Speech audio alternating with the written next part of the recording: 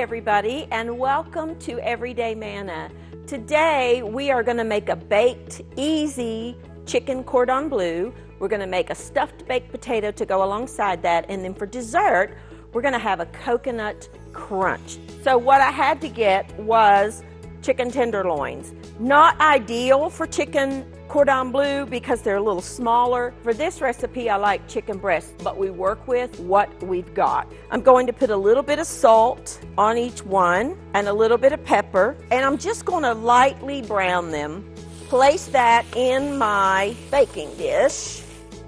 Now in this skillet I have here half a cup of milk, half a cup of chicken broth, some thyme, and that's a coarse grain mustard. You can use Dijon mustard or whatever you want. So let's just let that, you just want that to come up to a simmer. I have one package of frozen thawed spinach, and I'm squeezing out as much of the liquid as I can. This ingredient is sort of kind of optional if you don't like spinach. You want to spread this evenly over the chicken. I have here just some deli sliced ham. Now if you were using full chicken breast, you would just lay a slice of this over top. But because I have to use tenders, what I'm going to do is kind of chop this up a little bit. We're going to kind of spread it out a little bit. And then we're going to take our mixture here. We're going to pour that over top. Now for the topping, you could use like a sleeve of Ritz crackers or any kind of a buttery round cracker. You could use some panko breadcrumbs, and I'm going to mix mine with a little bit of the French fried onions, and we're going to put that over top. We will put the cheese on top. Really probably should have put the cheese over top of the ham, but that's okay. It'll still taste delicious. I'm going to take some butter and just dot it over top. Pop this in an oven preheated to 425 degrees. If you're using full-on chicken breast, I would do about 30 minutes, but since I'm not, it probably take about 20.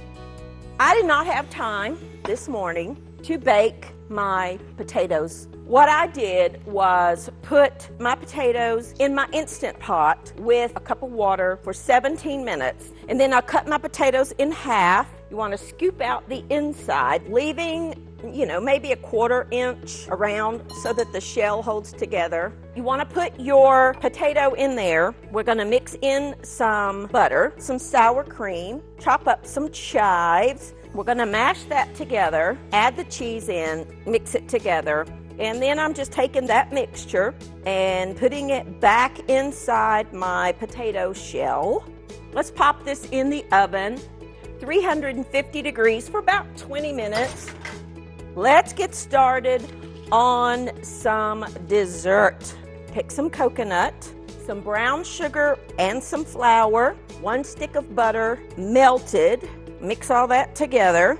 Now I like pecans in mine, but if you don't want to use those or you don't have them and you have walnuts or almonds, feel free.